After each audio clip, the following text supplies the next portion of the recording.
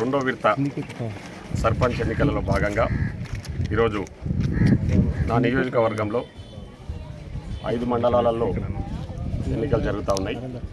ఇప్పుడే నా సొంత గ్రామంలో నేను ఓటు హక్కును వినియోగించుకోవడం జరిగింది.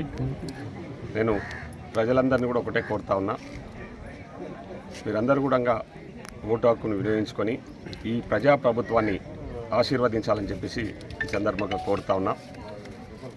మీకు ఇచ్చిన మాట ప్రకారం ఈరోజు ప్రజాప్రభుత్వం ఇందిరమ్మ రాజ్యంలో సంక్షేమ పథకాలు బ్రహ్మాండంగా అమలు చేస్తూ ఉన్నాం.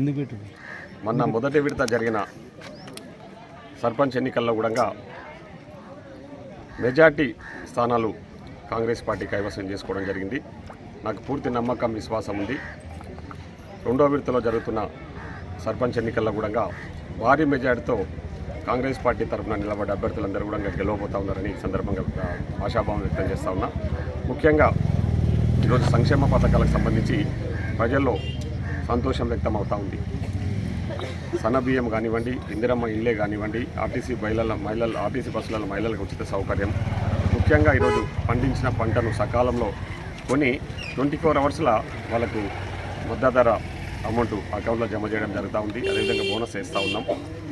మా గౌరవ ముఖ్యమంత్రి రేవంత్ రెడ్డి గారి నేతృత్వంలో ప్రజలందరూ కూడా సంతోషం వ్యక్తం చేస్తూ ఈ ప్రభుత్వాన్ని ఆశీర్వదించడానికి ముందుకు వస్తూ ఉన్నందుకు వాళ్ళందరూ కూడా నేను ప్రత్యేకంగా